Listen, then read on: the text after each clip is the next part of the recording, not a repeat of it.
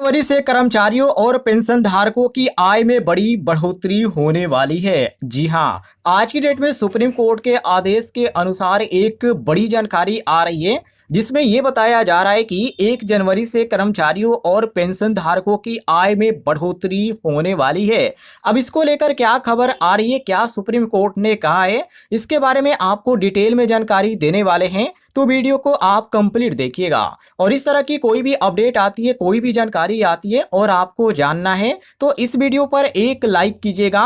Video के नीचे आपको एक बटन दिख रहा होगा सब्सक्राइब वाला, उससे जरूर दबाइएगा ताकि हर एक जानकारी आपके मोबाइल तक पहुंचे और उसका आप लाभ उठा सकें। सबसे पहले तो आप ये अपडेट देखिए, आज की अपडेट है जिसमें बताया जा रहा है कि केंद्र सरकार ने आखिरकार उस ऐलान को आधिकारिक रूप से दे दिया है जिसका इंतजार करोड़ों कर्मचारियों और पेंशन भोगियों को लंबे समय से था। जी हां, सरकार ने पुष्टि की है कि 8वां वेतन आयोग 1 जनवरी 2026 से लागू किया जाएगा।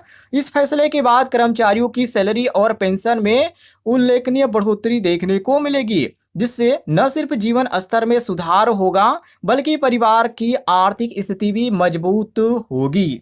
आगे इसमें बताया जा रहा है कि सरकारी रिपोर्ट्स के अनुसार 8वें वेतन आयोग के लागू होते ही कर्मचारियों और पेंशन भोगियों की आय में लगभग 30% से अधिक के मतलब 34% तक की वृद्धि होगी। यह बढ़ोतरी केवल बेसिक सैलरी पर ही नहीं बल्कि महंगाई भत्ता जिसे डीए, हाउस रेंट अलाउंस, आजाद HRA और अन्य भत्तों पर भी सीधे असर डालेगी। उदाहरण के तौर पे भी इन्होंने यहाँ पे बता रखा है कि के तौर पे यदि किसी कर्मचारी का बेसिक सैलरी यदि 20,000 है तो आयोग लागू होने के बाद यह 26,000 से ज़्यादा हो सकता है। इसी तहत पेंशन भोगियों की भी पेंशन भी उतने ही प्रतिशत तक की बढ़ोतरी देखने को मिलेगी।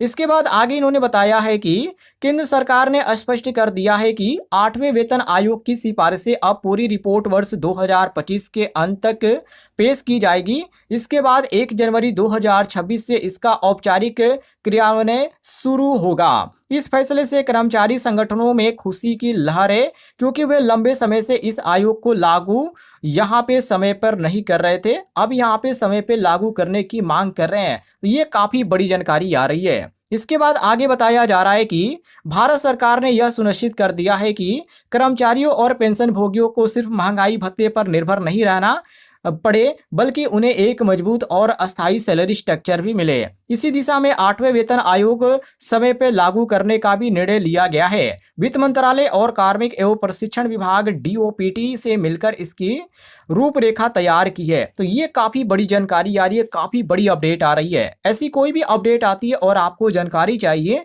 तो इस वीडियो पर एक लाइक जरूर कीजिएगा।